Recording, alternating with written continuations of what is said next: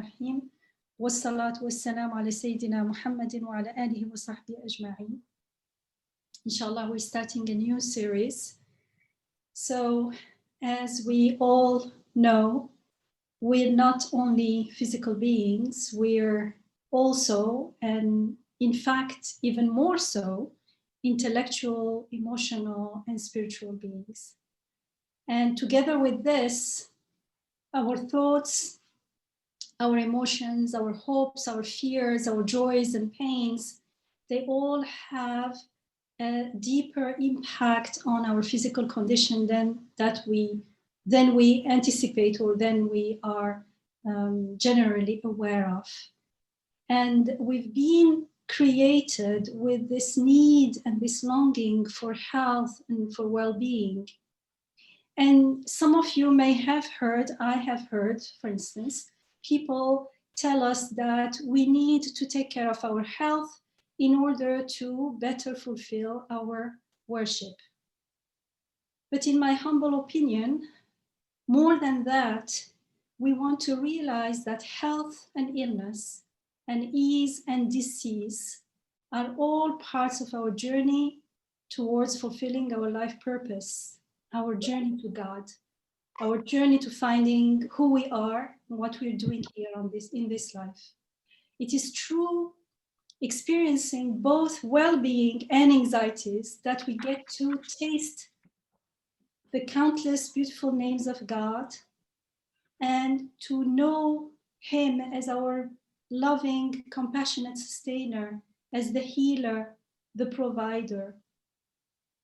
So in a sense, anxiety is like our hungering for well-being and the joy and the tranquility that we can only find in the presence of our most compassionate and loving sustainer. So in this sense, both health and illness, both happiness and sorrow, fulfill beautiful purposes that look to God, that look to His eternal, most beautiful qualities and to eternal happiness.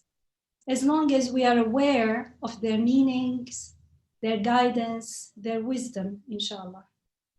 During our healing with Istighfar series, we received many questions and comments related to trauma and how to heal it and move along the path to God smoothly.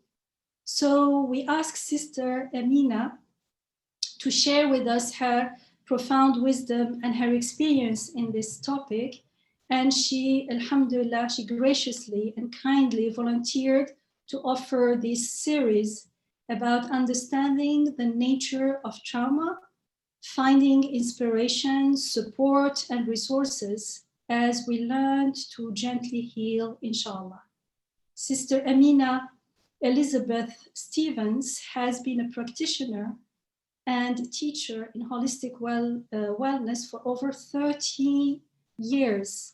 She brings a background rich in the tradition of Sufism and a loving, compassionate heart that desires to serve. And she's here. We're grateful to have her with us. Amina shared that a traditional healer in Morocco awoke in her the possibility of a different type of healing. Growing up, she sought alternative ways of healing in various venues such as yoga, ideology, shamanism, cranial sacral therapy, and much more. And she realized along the path that all of these studies point to the healer from whom all health and well-being and joy and tranquility flows. And through these various healing modalities, she found a path to the manifestation of the compassionate presence of God.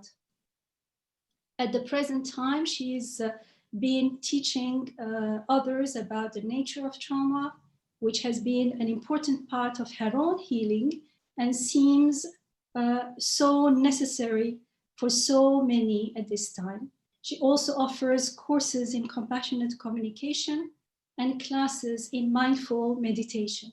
She's very grateful for all the things given to her generously through the grace of Allah May Allah make this series an opportunity for all of us to heal and learn and pray for each other and love each other in God.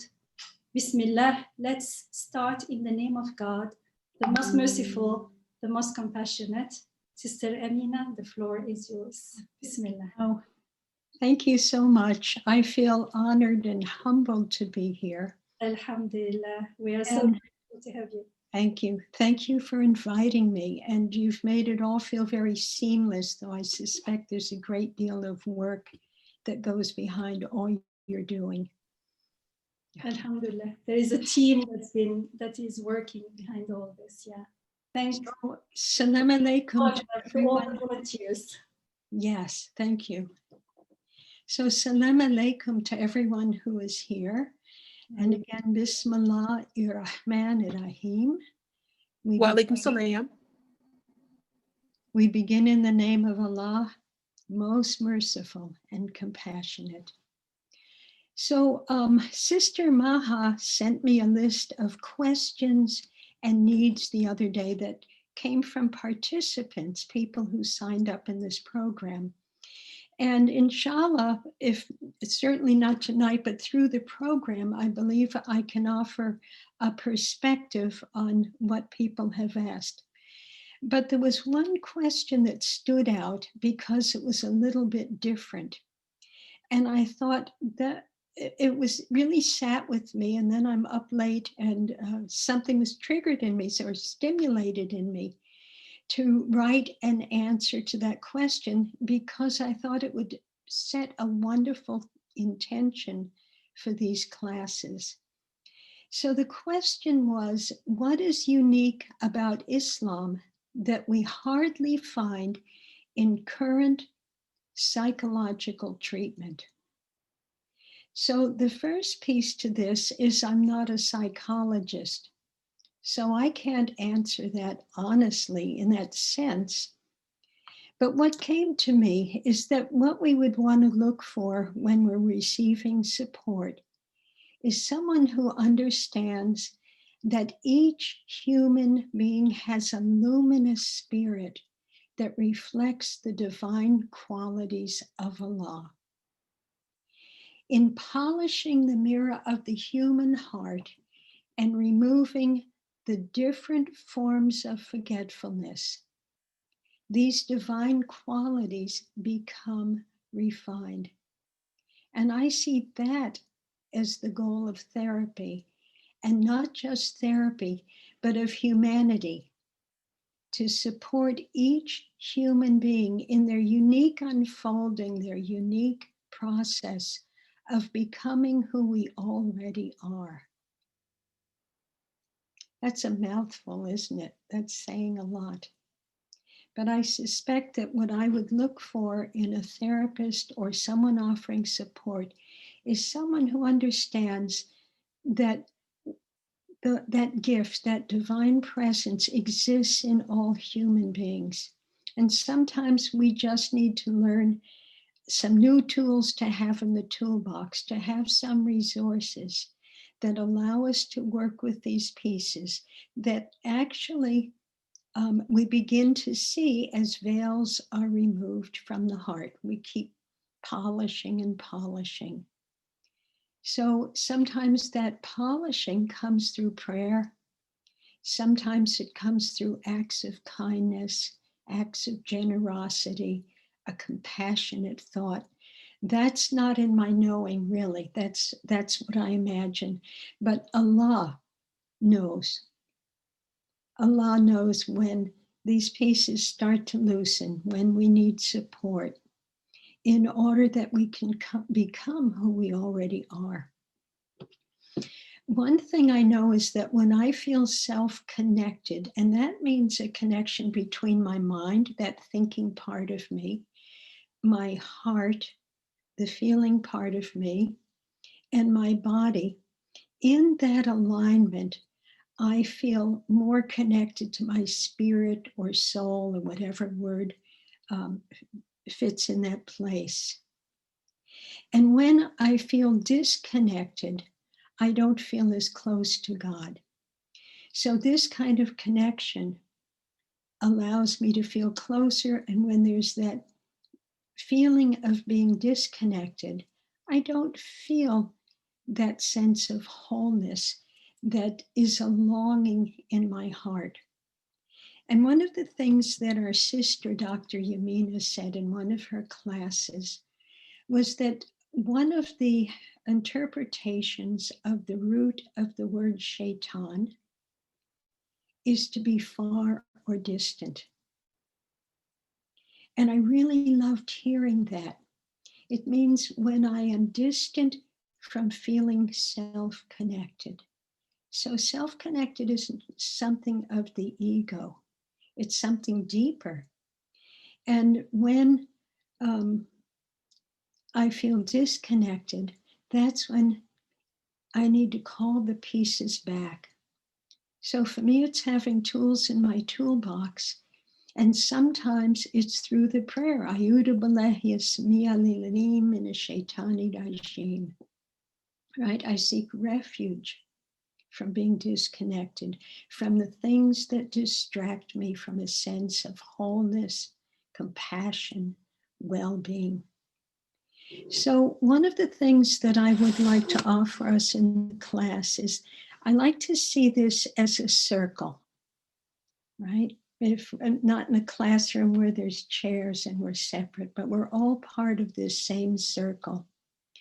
And I know that this, I'm believing that this is going to be posted on YouTube. And so people are welcome to share anything I say, but we may need to hold in confidentiality to create a safe space some things that some people say. One way to work with this might be to have people pose a question on chat if it's really deep to their heart, something very personal. So that's just a thought, and I'm wondering if you would be willing to consider this so that we have safety for everyone. I also know that when hearing about trauma, it's possible to become stimulated. I know this. I know it when I am able to teach it, when I listen to other people's stories, certainly just looking at the news, those parts of myself that are still tender, still feeling vulnerable, can sometimes feel someone else's trauma. And I notice that sense in my body. And one of the things I hope to offer in the class are different ways of learning how to feel safe in our bodies, right? I have to live somewhere, and I'm fortunate I have a roof over my head, but the wonderful late writer from Ireland, John Donahue, calls these our clay vessels. And this is where we live. This is where we are feeling self-connected when we're at home in our bodies. So I'm hoping that I will be able to share different ways that we can learn to settle in. And when we're settled in our bodies, that's when we feel the body is always looking for safety. Is this safe? And is this dangerous? We'll talk about that next week, inshallah, how the nervous system works. It's always looking to where it can be safe. And do I need to move away from here? Is this feeling dangerous? And the way we feel those signals is in a felt sense in the body. So our sister, Dr. Yamina, again talks about the importance of feeling the divine qualities in our body. It's a felt sense. Does that make sense? I know we're not all off mute, but it's just this felt sense in the body. And one example I like is that sometimes I remember Walt Disney in the 1950s was one of the first people on television to have nature programs. And one of the things I remember watching is seeing a field of gazelle in Africa, or antelope, and they're all feeding in the grass. And you'll see an antelope look up once in a while. They maybe hear a sound. Something shifts, a change in the wind. They're looking.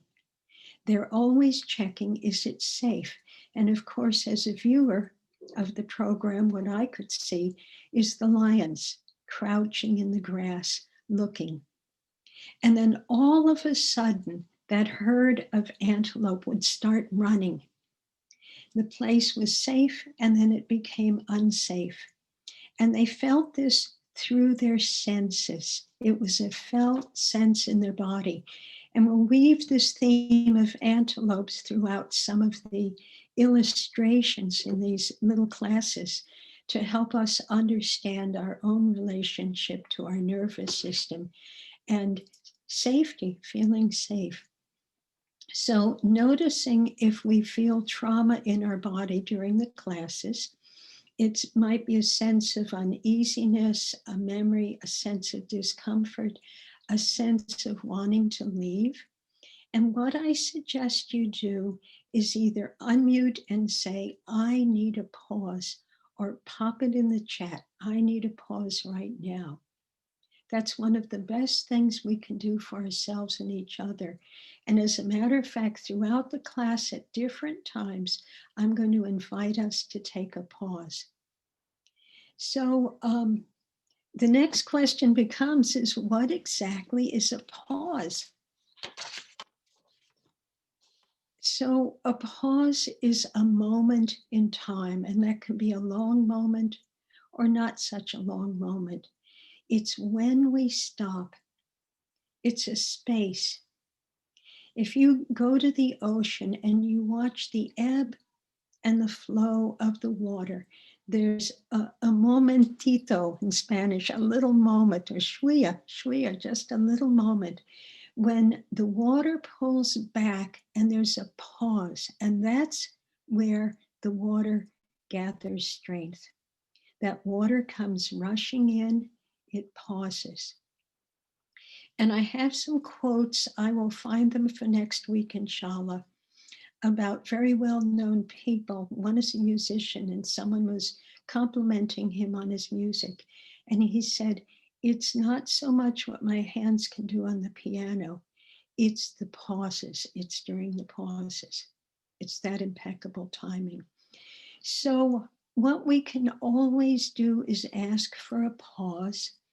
And that's where you check in and say, what's happening with my body? Something has shifted.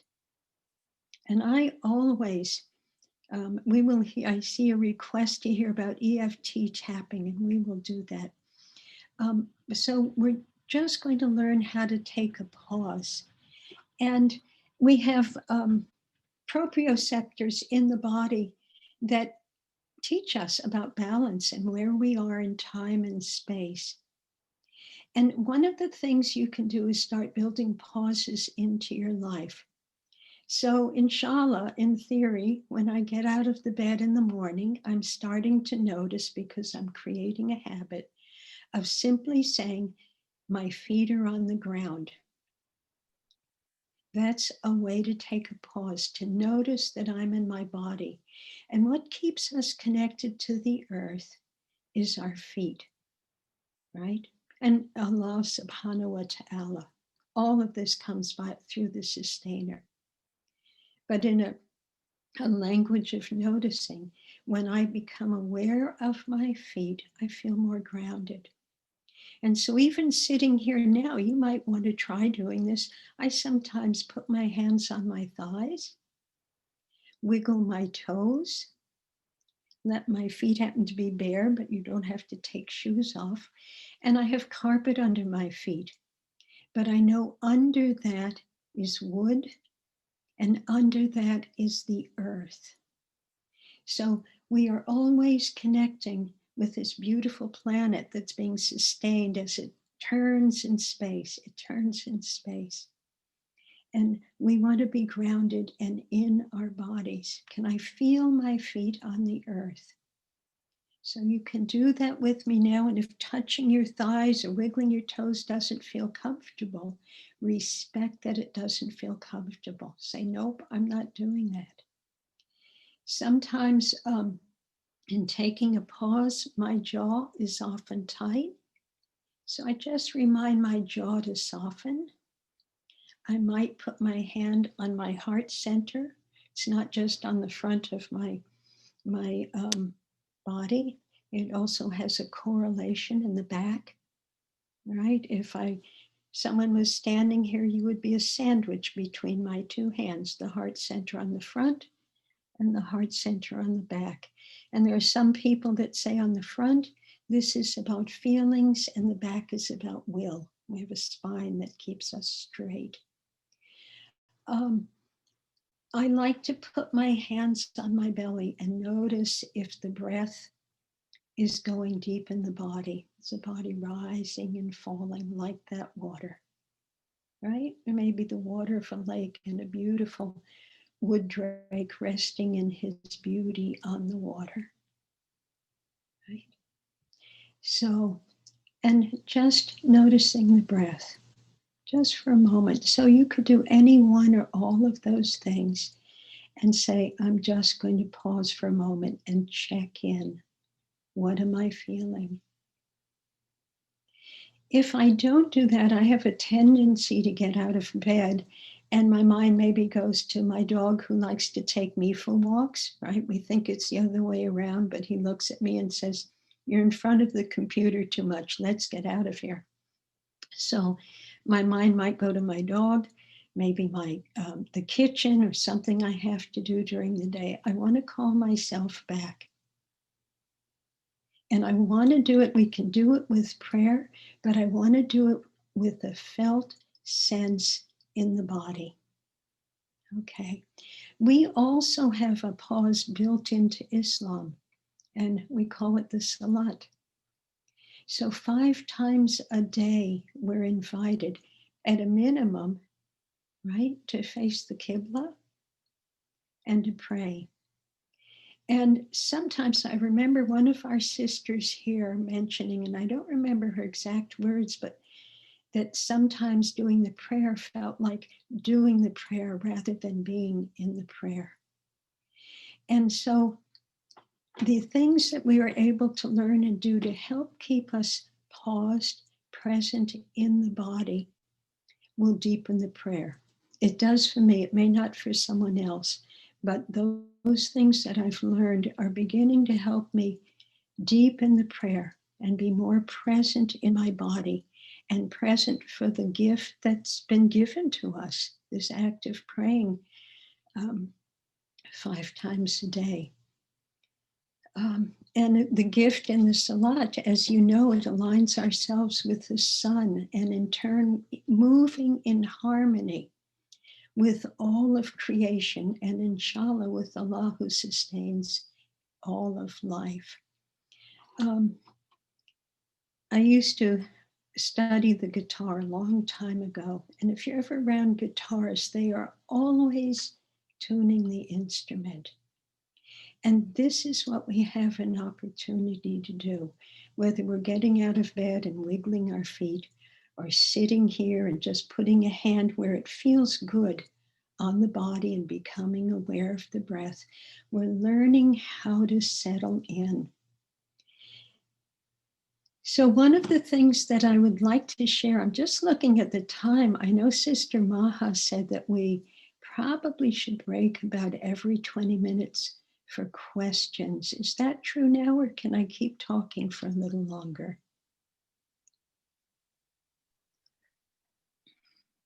Okay, just keep going. Sister Amina, you can talk longer unless somebody has a question, but kindly raise the volume because people are saying either provide captions. Can you hear me better now? I suggest Is this better? I suggest, Sister Amina, to max out on your volume, max out completely on all your devices, because not every. So yes, so if you could please make sure. Can hear me now. Yes, thank you. And we're sorry for the person who's asked for captions. We will look into it, inshallah, and see what we can do next time. There is also one thing I wanted to mention is that. Okay, thank you. And my voice to fade, so I will use a bigger voice now. I it's can better use now. my big It's phone. better now, Amina. I wanted to mention something that was mentioned at the beginning about safety and confidentiality. I think Isra said we will not live stream, so that if there is anything to share, we can always edit the video before uploading it on our YouTube channel. Thank you so much for doing that. Mhm. Yeah, that's wonderful. So just there's a real sense, inshallah. inshallah. Thank you so much. Okay, so I wanted to talk about, I have a tendency of liking to move slowly, because what happens when you're working with trauma is that we're actually resetting the nervous system. This is why babies need lots of sleep. Can you imagine being an infant, being born, and all the stimuli in the atmosphere, in the environment, people and voices and sounds that they might have heard when they were in the mother's womb, and now they're completely exposed to all of this. So infants need to sleep a lot in order for the nervous system to process what they're receiving.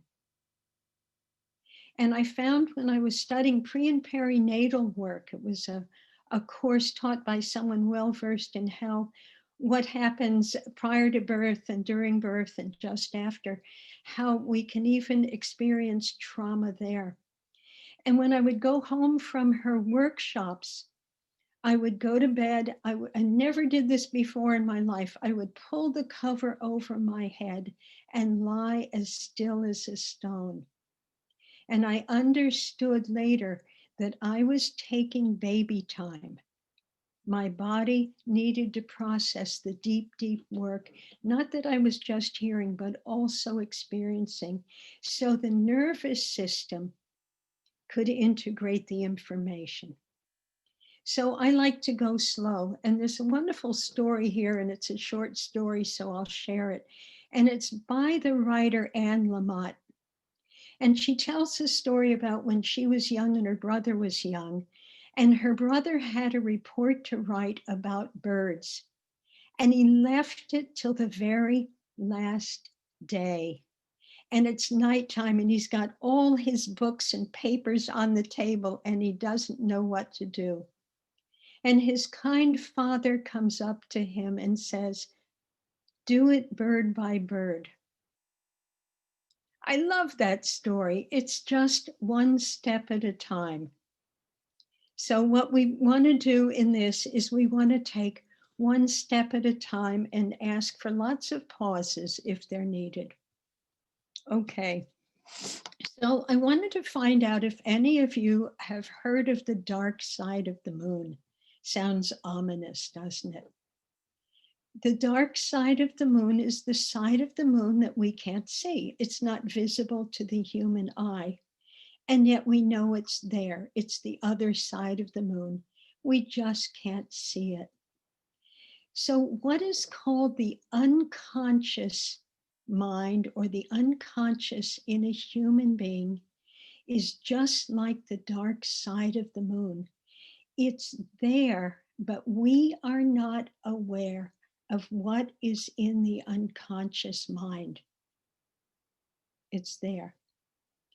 And I would say that much of what is there is often information, things that we've seen, heard, or experienced that haven't been processed. Okay. So then we have the conscious mind, and the conscious mind is things that we're aware of to greater and lesser degrees, but I'm conscious that there's some water here and a lamp there and some notes here and like this. I'm conscious and aware of what's here, perhaps what my body is doing, sounds around me. These are things I'm conscious of. And then we have the subconscious. So sub means under. It's just under, so to speak, the conscious mind. And I like to think of the subconscious as a bridge between the unconscious mind and the conscious mind. Okay, so I just wanted a little thinking around those three parts of our, I'd like to say, body being. The subconscious mind is not only a bridge, but it stores recent information. So this one I'm really familiar with. We'll see if you're familiar with it. I'm at the store and I'm going, I know I needed to get something else. And if there's a moment of grace, I'll remember what it is, or I'll remember as I'm driving home. It's recent information. Or maybe we see somebody and we have a sense, I know who that is. Where did I meet them? What's their name? That's the subconscious. The unconscious is deeper. So sometimes what can happen is something can stimulate something being held in the unconscious mind. And we start to feel it in our body, a felt sense. You might be speaking with someone and maybe they're saying all the right things, but something doesn't feel comfortable. Okay, remember the antelope, an ear turning this way, a head turning that way. Something doesn't feel comfortable in the body. I'm encouraging you to pay attention and really start listening to the signals you have in your body. Now, this could be something good, a good feeling. But since we're talking about trauma, I'm going to invite us to explore what I would call some uneasiness. Something someone has said is perhaps triggering a memory that we're not conscious of. And that happens, we could be watching the news, great tragedy in the news in many different venues. It could be looking at an interaction between two people and a child in Walmart. We often are stimulated and or triggered by things that we see, hear, and experience. And sometimes those things that we see, hear, or experience will trigger something in the unconscious mind. Let's see, I'm just peeking here.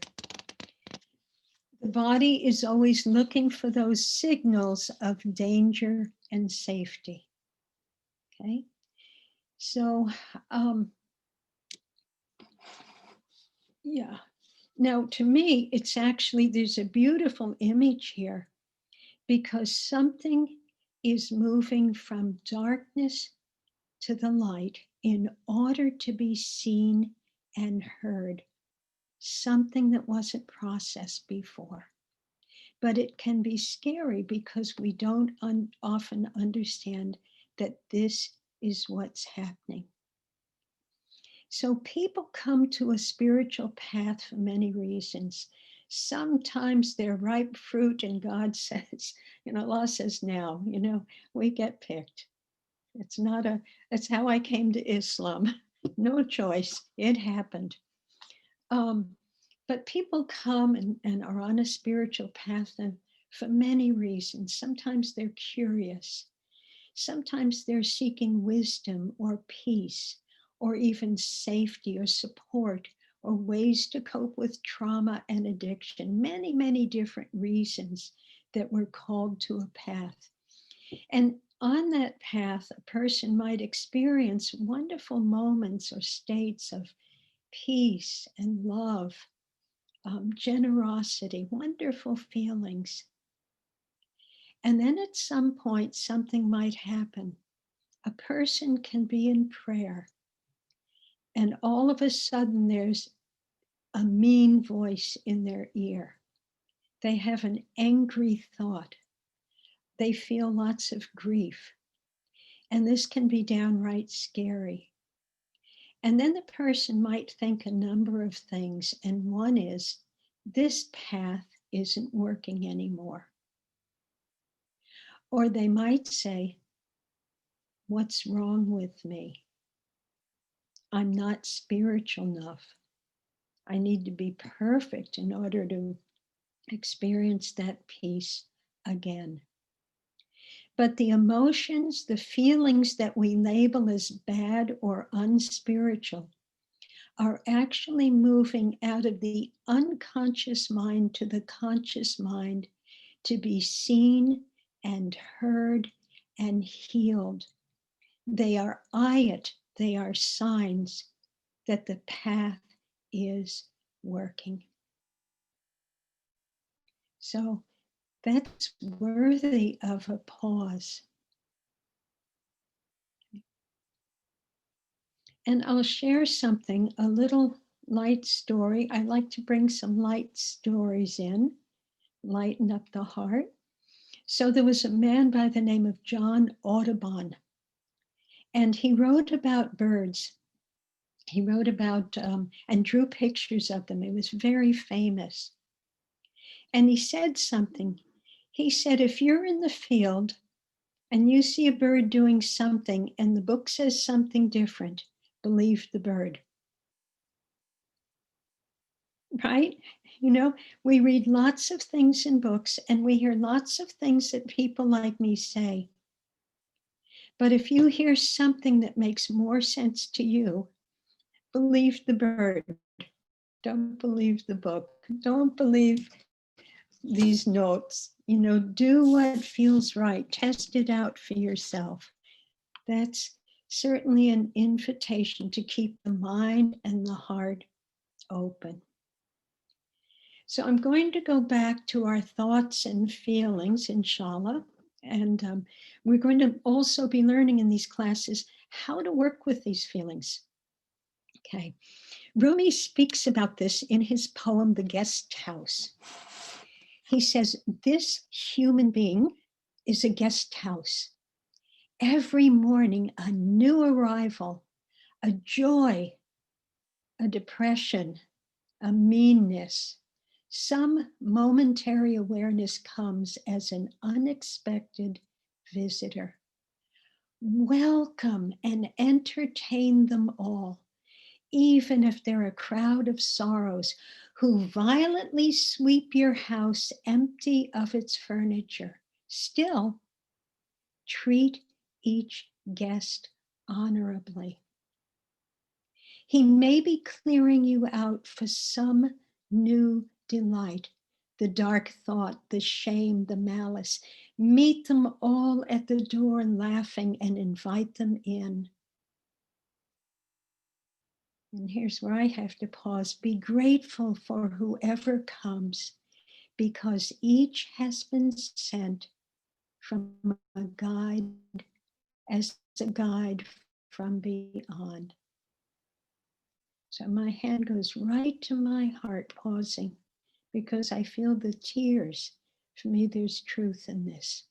Be grateful for whoever comes, because each has been sent as a guide from beyond. And I'm just pausing, feeling my feet. Can you feel your feet, your heart, the breath in your belly? And allow yourself, if it feels safe, to feel fully. I said before, we are learning to polish the mirror of the heart, sometimes with prayer, sometimes with acts of kindness, generosity, compassion, and so forth, that may be pleasing to Allah, pleasing to God. With this act of polishing the mirror, we become aware of what has been veiling the heart. What we can do when this happens is called allowing or self-acceptance. Meeting these unloved parts of ourself with kindness. What a radical thought that is. Can you imagine? Befriending ourselves, befriending the anger, the meanness, the tightness, befriending that with kindness and love. Welcome. You're welcome here. So when those thoughts arise in me, I think of them as little black birds. Now, I like blackbirds. I like crows and ravens, but I think of them as little black birds. And I just say, welcome. Sit and have tea with that feeling. We can learn ways to work with what that feeling is here to teach us. There's gold in it. There's gold in that feeling. There's a story I'd like to share, and it comes from a different tradition. It's a true story, and it's about a great statue of the Buddha that was in a village in Thailand. And it had been there for centuries, and it was made of plaster. And one day, they noticed there was a big crack in the plaster. And they decided we were going to have to fix this, but they saw something that was shining that was coming out of this crack. And when they removed the plaster, pulled it away to find out what it was, what they discovered was that the statue was made of gold.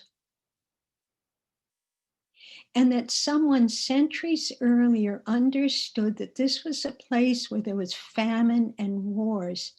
And to protect the gold, they covered up the statue with this plaster or clay. So this story for me becomes a wonderful analogy of what's happened in my life, and I suspect in other lives, where that luminous spirit has become covered up. And when we start to welcome those pieces that didn't get to grow in harmony. Does that make sense? Does that make sense? Another image I have, and I've shared this another time, is of a small tree growing in a forest. And it's reaching for the light, but there's a lot of big trees around this little tree. And the tree has to twist and turn in order to reach for the light. Right? You understand this. And this is just what's happened. Our Adina Serat al-Mustaqim is not just something external, it's internal. And so when we're working with trauma, we're going to learn in a compassionate way that allows us to befriend ourselves, to allow these pieces that have become somewhat twisted in us to become straight, inshallah, by the grace of God. Yes? Let's see where I am. So I was with that radical thought of befriending ourselves. When we befriend ourselves, we become more familiar with what is happening in the moment instead of trying to figure everything out. That's a big piece for me. I keep wanting to see hands going, me too, or not me, not me. That's a big piece for me. So we do have to figure things out. We have choices and decisions to make in life, but we are also living with the unknown. And what I love is this idea that I don't have to figure everything out. I can just be with what is in the moment. And one of the ways I do that is with a light curiosity. My daughter, Rose, once said to me that I approach life as if it was a problem to be solved. And that really hurt because it was true. She saw me and she said, that's how you approach life. And it hurt. And I have big mothering gene. I want to make sure everybody's safe, everything's good. And yet, walking around with worry is not healthy for the body. To be perpetually on guard and worried is not good. So what I allow myself to do now is approach life with a light curiosity. Can you feel the difference between that in your thinking or feeling or your body? What worry feels like and what a gentle curiosity feels like. See the difference? Yay, I like that. It's different. And then I'm more willing to move towards something or be open to something with that curiosity instead of worry and fear. So just consider that this might be helpful. If it's helpful for you, great. And, you know, I used to wonder why these seemingly troublesome thoughts would plague me, particularly when I was in prayer or when I was going for a walk. But in the end, the timing isn't mine. The timing belongs to Allah. It's His timing. So there's the little blackbird there that might have a feeling to share. If we try and push our emotions and thoughts away, right? I'm not bad. I know where that thought came from. I'm trying to pray. It needs to go. That thought will return another time, and it may return in another form to get our attention. The thought is knocking on the door. It's the guest wanting to come in the guest house. It's trying to tell us something. And if I ignore that thought, I'm not talking about someone out there telling me something. It's the little one sitting on my shoulder. If I try to ignore that thought, it might manifest as depression, illness, confusion, shame, or that feeling will shoot out sideways at someone else. And that's the day someone comes home and may not even say it, but think it. I was so mad at work today and I couldn't yell at my boss. And then I came home and I yelled at the kids. That's when those feelings shoot out sideways. We're going to learn how to work with those feelings in some very simple ways so that we're able to process them. And we don't need to process anything. Sometimes the little things, everything needs to actually be surrendered to God. Everything. We're between His hands, nothing less. But sometimes I've found in my life that I've needed support, particularly with the bigger pieces. So I also think of the image that if we had a child, and I have to preface this by saying I have a daughter and she'll be 40 in April. How did that happen? How did she grow up? But I wish I'd had this information when I was a parent. Sometimes I yelled at her. Sometimes I had moments when I wasn't kind. But bringing this thinking up to the present moment is if there was a child that came in our room or you had a child and that child was frightened or sad or cranky or fearful or angry, right? Any mood you want, we wouldn't tell them to leave and come back when you feel better, right? We wouldn't do that. Instead, we would hold them or let them sit close by until they felt better. That child is a part of you. Do you see that? That child is a part of you. And in this process, we're learning to befriend ourselves with compassion and love. So I think this is a wonderful place to pause. That's a lot of information, maybe familiar for some people and not so familiar. So, and this might be a good place to pause and see if anybody has questions that's I want to say, well, any question, but particularly relevant to what we've been speaking about. So I'm looking down at the chat. Yeah. Please, if you have a question, just go ahead and ask it. Yeah. I mean, I can comment on lots of things, but I want to leave, to let others express themselves. We're waiting for someone to, I liked when you said, having that attitude of gentle curiosity. And what popped out in my mind is like that pausing and from a place of don't have any judgment yet, and being open to the possibility of miracles.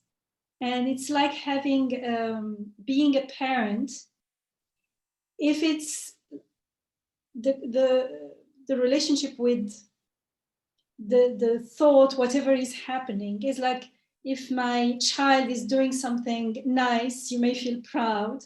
But if the child is misbehaving, you may feel ashamed, especially if there are others. But if it's not my child, then maybe we'll understand. Maybe the child will very quickly understand. Maybe the child is misbehaving, looking for attention or something. We're more open to, more tuned to what the child may be asking for. Yes. Yes. You know what I mean?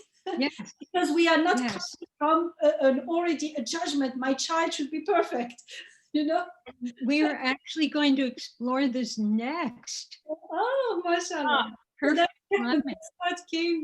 I like this gentle curiosity. And it's something that Maha always, when we talk with her, say like, let's set our intention for, looking for miracles. Alhamdulillah. Thank Staying you. open. We don't know what the unknown is, but we can stay open to it and accept.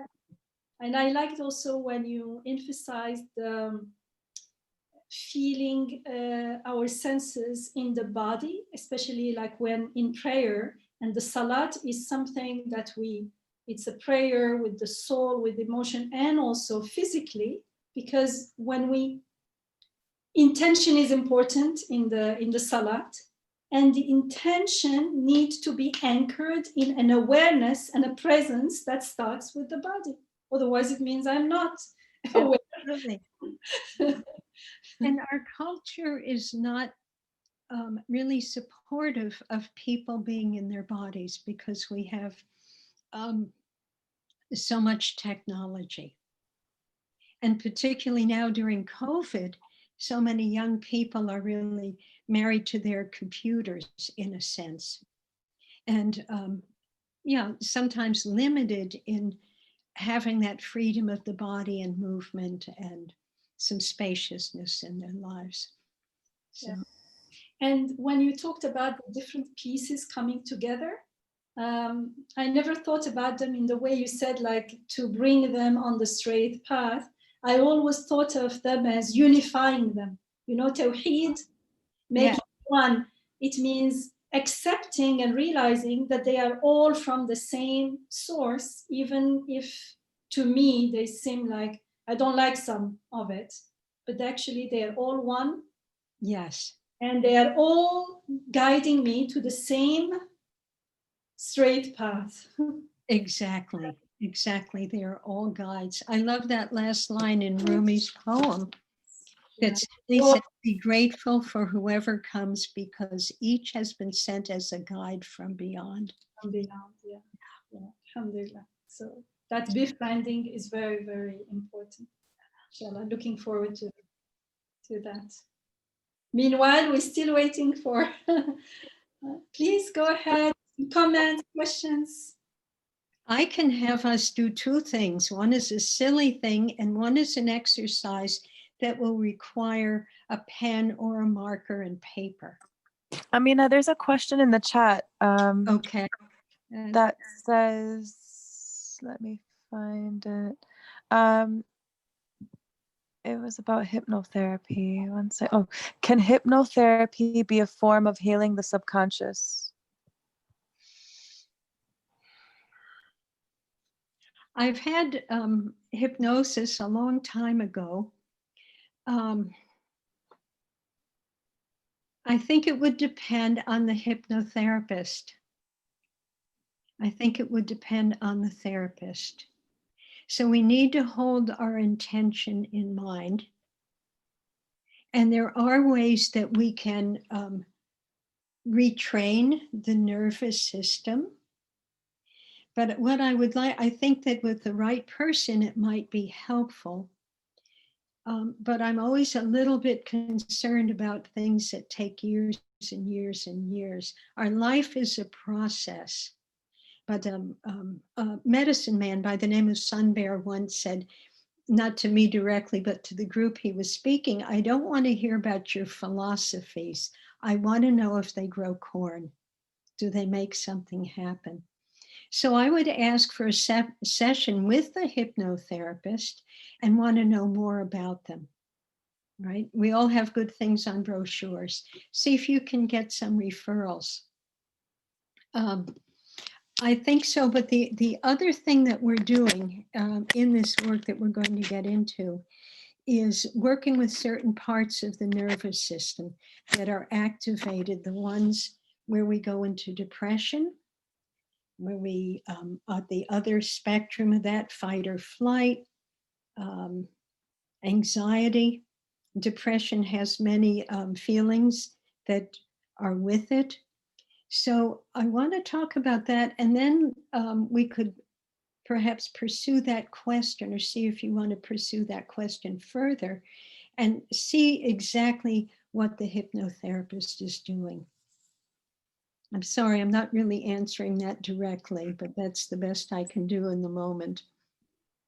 Assalamu alaikum, sister. I didn't put it as a question, but I should have put a question mark. Is there a tool to acquire the gentle curiosity? Bird by bird. So I would say just practice. I have to catch myself and remind myself I'm going to the worry place. Can I do gentle curiosity? Sister Amina, before you go beyond that, so you have, let's say, it's a practice to be able to create that gentle curiosity. But is there a way to become more aware of that pattern, of that? Because it's a thought process. You kind of become used to those thought processes as defaults. You are absolutely right, and we will cover that. What I will say, two things about this, is thoughts are real, but they're not always true. And what happens when we're young, and this is kind of next week's lesson, but when we're young and growing, we learn a lot of things, a lot of thoughts and that are connected to feelings, but they're not always true. And yet what a thought can do, if we hear it often enough, let's say a child is told unkindly, you can't learn anything, okay? After a while, that thought crystallizes a belief, which becomes a habit, which forms the personality, and in a sense determines destiny, perhaps the things that we create in our life. And so what I'm working with in this work, what I believe, is we can go back to like following a thread, and I see most of the learned behaviors go way back to childhood, back to infancy. I seem to find it with everyone that I'm, spend time with or myself. And there are ways to gradually heal this. And it takes patience and compassion. I wish this was overnight, and some of the simpler things might be. And some of the deeper, it's all in God's hands. There is a piece to this that I often hear with people learning mindful meditation. And they use the analogy of teaching a puppy to sit. So the puppy comes and you're wanting to teach the puppy to sit by you, and you say, sit, and give the puppy a treat. And 3 seconds later, the puppy's up again. And it's with gentle consistency that the puppy gets trained to sit. Not in our time, but in the amount of time that trust has. So for each of us, it's slightly different. It's going to be different, right? Some people can take 10 steps and some people 2 steps. My suggestion again is this idea of going slowly so that the nervous system gradually resets itself. We're working with very old patterns. And in this, I started light today so we could put a toe or a foot in the water. Next one, we'll go a little deeper, inshallah, and see where that takes us. But it's training. What we're doing is training the puppy within ourselves. Sister Aliyah. So, yeah, Assalamu alaikum. Your voice is just healing, Amina. Just listening to your voice has a healing power. Thank you. So again, what caught my attention is the same like Dr. Yamina, is the same thing about changing fear and anxiety to curiosity. And like, you know, as you were saying that, I had situations in my mind that usually things that I dread about happening, like I assume something bad will happen and I'm anxious and worried about it. And it consumes a lot of, you know, my energy and drains me. And I believe that's true for a lot of people as well.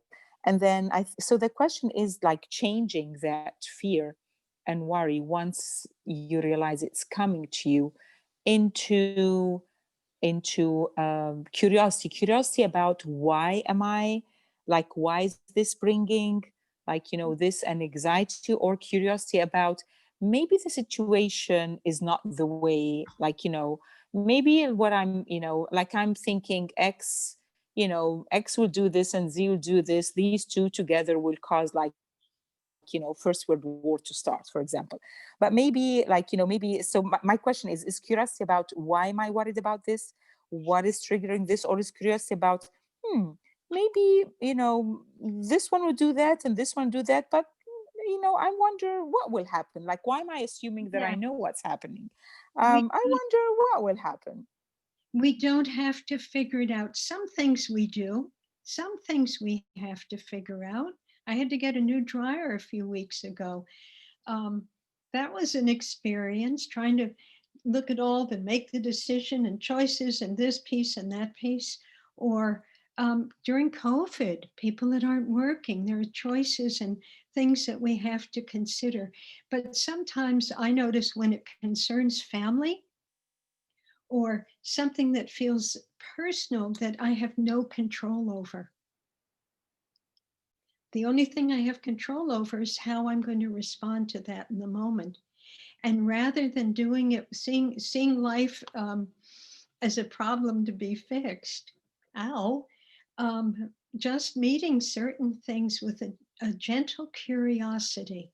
I don't really have to know how this will unfold. And that's when we pray. We pray. It's in God's hands. We have to trust the sustainer. There's nothing we can do. So it's changing what's in ourselves. And there would be a way to go back gently. We'll talk about that a little more another time on these classes, to find out where constant worry came from. That's something that can be worked. So is it the same? Yeah, that's a longer one. So Amina, would it be like it's the same then when you say, like with the last example, where don't deal with life as problems that need to be solved? So that almost is what happened in the first scenario. Like I'm seeing X doing this and Z doing this, and I'm expecting First World War to start. So I already am identifying a problem, and all of my energy is taken into how can I prevent this war from starting? Like there's a problem, like, needs to be solved, versus like, there's no problem that needs to be solved. This person is doing what they, are doing. The other person's doing what they're doing. I wonder how would that turn out to be? So it's almost the same, isn't it, Amina? Almost the same. At Yeah. least my understanding. Now, I have something I would like to introduce that you're familiar with.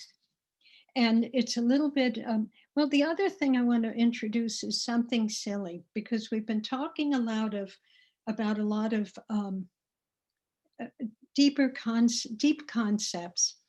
And one of the gifts that children give us is their innocence and spontaneity. If you watch them in a playground, they're so spontaneous with their bodies, and they're not embarrassed to make faces at each other and stick their tongues out and run and hide and wiggle their butts and do all kinds of things. One of the things that we can do, and you can do here because would be fun if we could see each other and do this, is a combination of wiggling, shaking, and tapping, okay?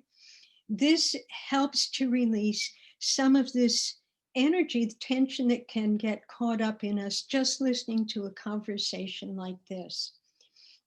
I'll tell you a story. Last Christmas, I was at my daughter's house, and I was reading a book on trauma, a simple one that I'd read before. And all of a sudden, something became very stimulated in me. I had a realization. And I was so stimulated. And there I am in the living room with my son-in-law, my daughter, 3 or 4 grandsons. I don't know who was home then. And I thought, I can't sit here like this. So I went into Tristan's bedroom. I sleep in his bedroom when I go to their home. And I did the wiggles. So I could stand up and do this, but you'll get the idea if I do it sitting. And just think of yourself, you can do this with me, right? You're just sitting there at home, I'm guessing. Probably not if you're driving, but just shake it out. Wiggle your body. Shake this out. Make faces, squinch up your faces. Shake your chest, get up, shake your booty, right? Wiggle your legs, tap your feet on the floor. Right? That will actually help to get some of this static energy moving. And you can do a little bit of, it's called Doan, and it would be tapping the meridians in the body. You can do that. Take some deep breaths. That's a really good practice to do. And if you have little children, do it with them. Okay, shaking it out. So doesn't take long, takes a minute, 2 minutes, as long or as short as you want. But I had to go into Tristan's room and do that. Now I could have done 2 rockets. That would have been just as healing. But I chose in that moment to do some wiggles. And I was fine within a couple of minutes. There was a buildup of this awareness in my body of something from reading that book. Something was stimulated, and I needed to release that energy. I'll share something with you. It's actually part of next week's talk, but I don't follow the notes exactly anyway.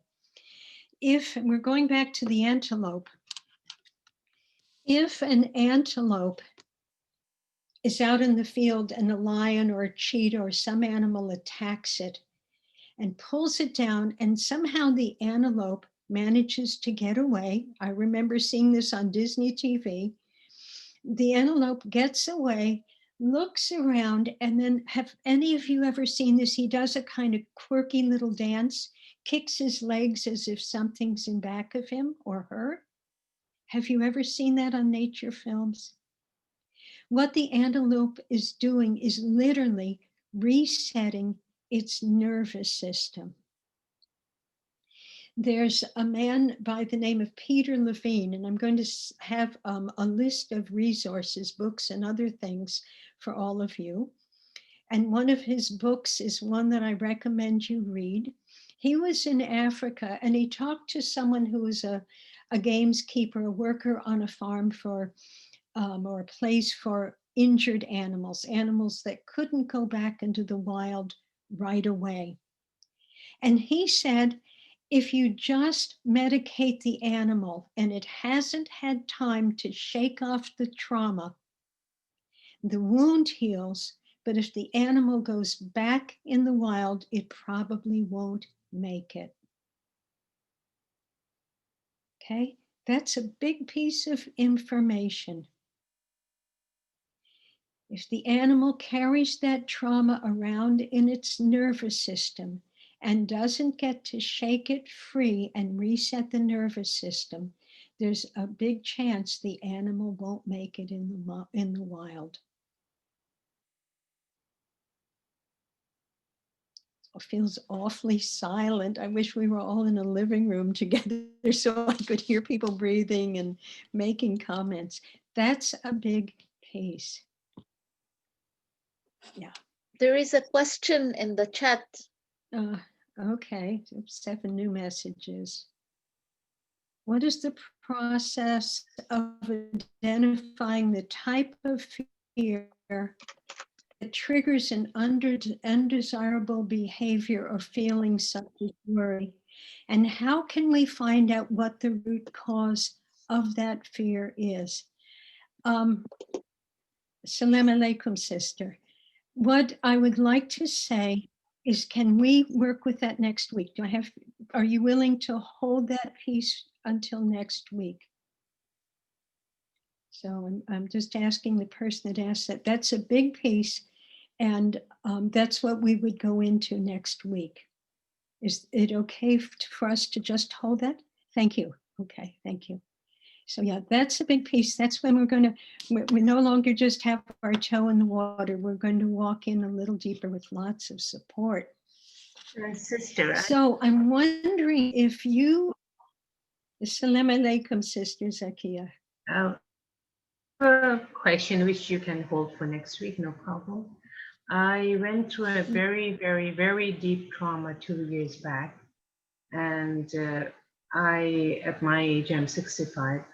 I tend to see everything as a grace of Allah. Alhamdulillah, at least I have that. But it's one thing to know it to be true, and another thing, now listening to you, I was wondering, did I shake off that trauma? I'm just wondering how do I know that I have overcome it?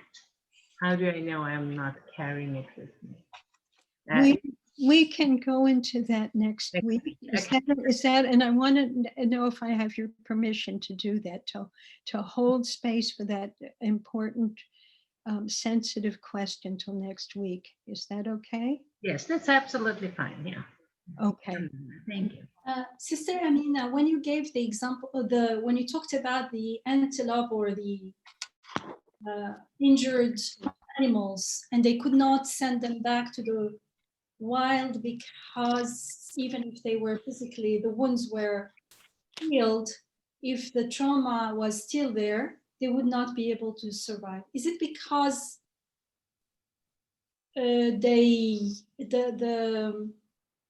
you talked in the beginning about feeling when it's safe and when it's not, sensing? Yes. Because that sensor is not working properly? Safety or danger, they're probably in a state, there's all two danger. things that happen, and this is, we'll jump into this next week. And one is, as you know, we go into a certain part of the nervous system. Yes. We go into a certain part of the nervous system. The sympathetic nervous system is known as fight or flight. Mm-hmm. And what happens is that's when you're always in a state of anxiety. That's why people have panic attacks, anxiety, they're confused, chaos, all right? That's the diagnosis, but I want to be kinder than a diagnosis. It's simply because they're in the sympathetic nervous system and they don't know how to get out of it. We're going to learn when we're in it and how to get out of it. The other piece, and this is all part of next week, but it's just coming up now, so it's timely, is that when you have no more energy left. So our adrenal glands, they sit like little French berets almost on top of the kidneys. The adrenal glands excrete a hormone called cortisol. It's fight or flight. It gives us the energy to keep continuing. That can be a good thing. It's a survival mechanism. But if we live in a state of fight or flight all the time, or we're maybe calm on the outside, but a nervous wreck on the inside. That was my makeup for a long time. Nervous about a lot of things. People would always say, she's very quiet and calm. There was a lot happening on the inside. If we live there all the time, what happens is we go from that state into something called the dorsal vagal nervous system. And that's where we shut down. Both of them are survival nervous systems. We're looking, is this dangerous? Is it safe? Is it dangerous? Is it safe? When we drop into dorsal, that's where we have no more energy. And as human beings, sometimes no more hope, depression, isolation, feelings of being worthless or something wrong of me. That's the body protecting itself. You've burned out here, you're here, but neither are healthy places to stay in for a long time. And we do this to great extents. People experience, and I don't want to judge trauma. Trauma is trauma, right? So what's happening is if we stay in either state or both, they call it manic and depressive, right? Going up and down, or we live mostly in one place, it wears some tears on the body and the psyche. There are ways that we can come out of these states and then start to notice them before we fall in them. And what happens to the animal, if the animal hasn't had a chance to shake off that trauma, they're in that state of anxiety. They're in that state of anxiety.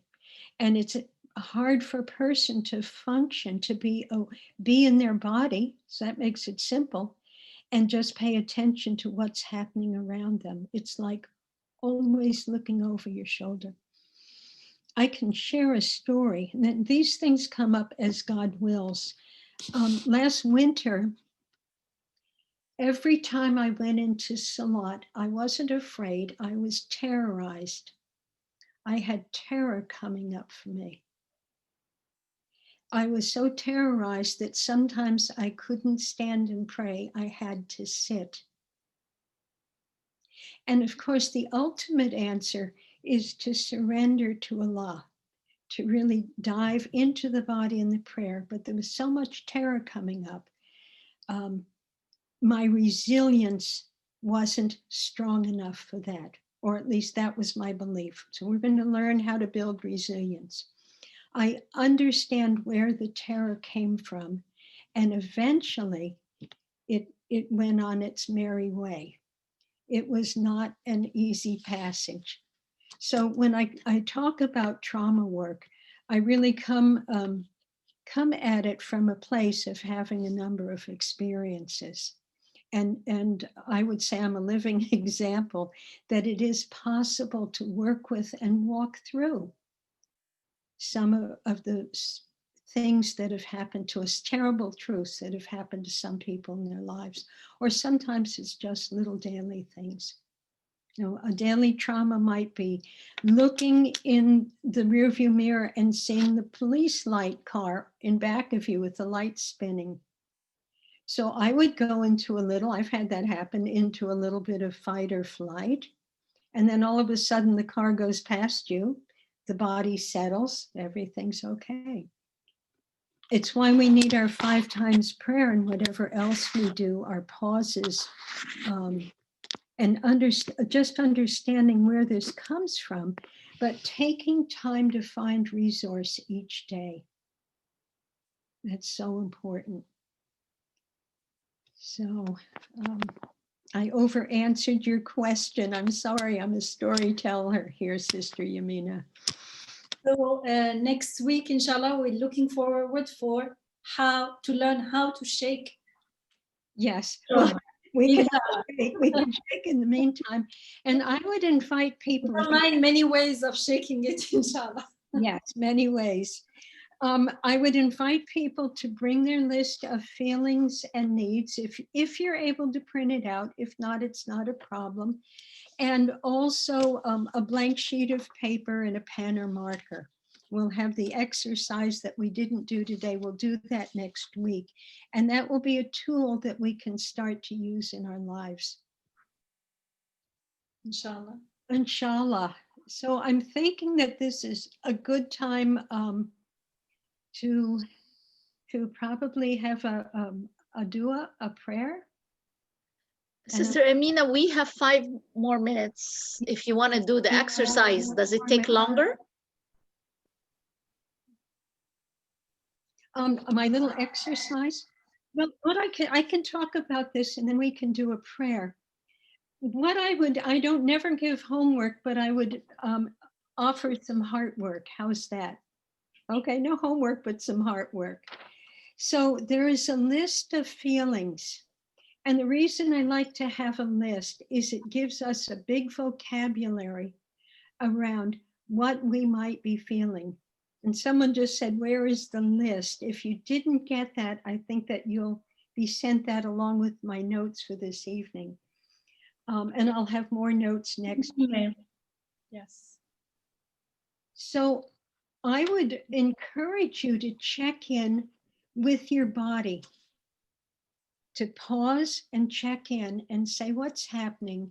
What am I feeling? And a little key to this, it's never you make me feel. We have choices. So I'm going to say I'm responsible for my feelings, right? What am I feeling? And the way to do that is to notice without judging. And we can have more than one feeling. Right? We can have a list of feelings and notice in your body if you feel guilty about being able to feel. Lots of people think that they don't have the right to have rich feelings. On the other side of this paper is a list of needs. And our feelings are going to take us to our needs. So I'm thinking of you, Sister Aliyah, and anyone else, all of us, including me. Once I can name what I'm feeling concerned, I'm feeling worried because I need. And this is a rich list of needs. It's never you make me feel and I need you to. It's always I feel because I need. I feel because I need. And in that piece, start to explore if you feel that it's okay for you to have needs. These needs align with the divine names of our sustainer. And my experience is it's probably wiser and sweeter to call on Allah and let him know what the need is by one of his names or 5 of his names most beautiful, rather than saying what I don't want. I have seen this. Anyway, see for yourself. Your feeling, once you can connect with that felt sense in the body, you connect with that felt sense, notice what you're feeling, pause with it and allow that feeling to be there. Like Rumi says, right? Welcome the guests. And then see if it will take you to a need. So behind my concern or worry, what is my need? Maybe it's for safety, for security, for peace. Maybe it's for connection. So start exploring this if that feels right for you. And I'm wondering if someone would like to offer a prayer.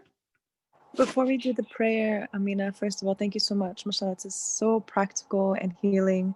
And I think a lot of people were just quiet because we're just receiving an abundance of just love and healing and guidance. That's the verbs. I mean, just the language that you use is very clarifying and helpful. Before the prayer, there was 2 questions that were not yet addressed.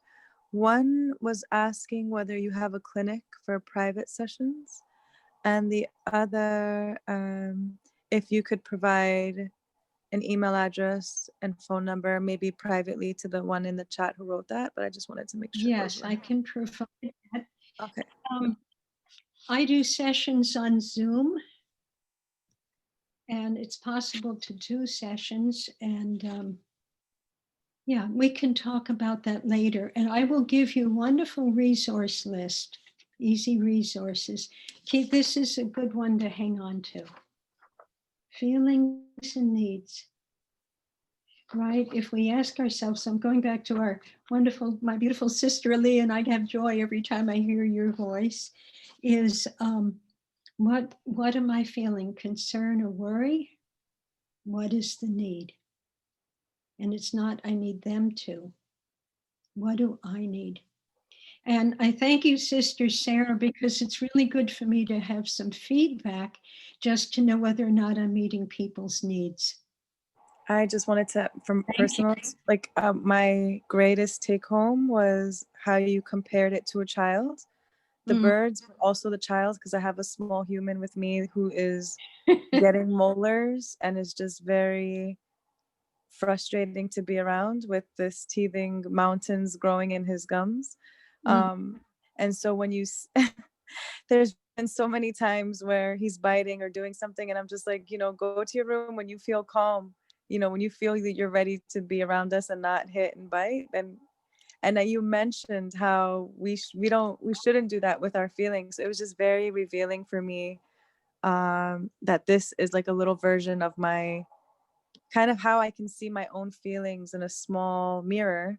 And I loved what you said about offering now, kind of like offering a way to see ourselves in a mirror as far as what needs to heal. And then the body exercise, I'm sure he'll love it. So I'm very excited to try the wiggles instead of sending him to his room. Your little one, it's so beautiful. I saw a film lately, some weeks ago, but about it was just a little baby laughing, the little round cherub shape, and their whole body laughs.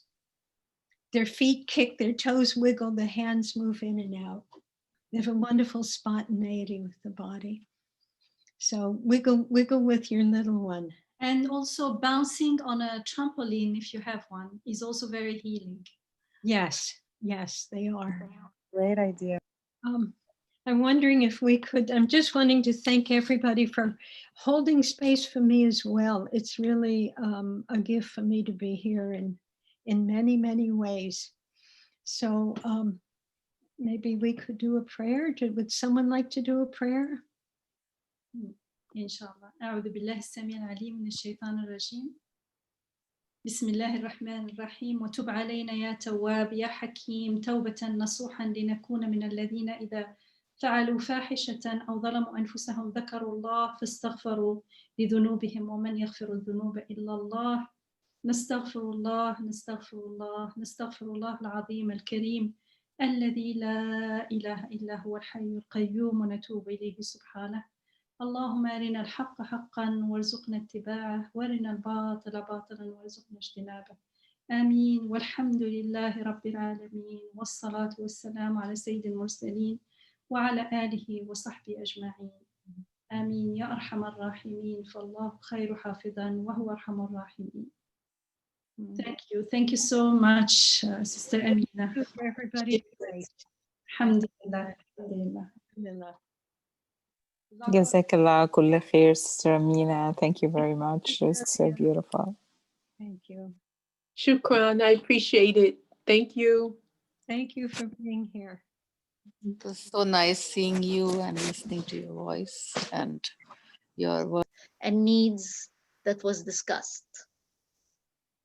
And I just want to clarify, there was a private question, whether the session is open to men as well.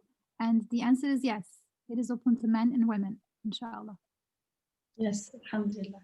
Yes, feel free to share the invite or the link with your friends and with your community lists or Everyone. WhatsApp groups. Yeah. I And already did, and I'm sure she's appreciating it. Thank you very much, Sister Amina, Sister Yamina, our old friend, of course, my dear Isra. Thank you, Isra, for bringing my attention to it. Alhamdulillah. Thank Assalamu alaikum. Alhamdulillah. Alhamdulillah.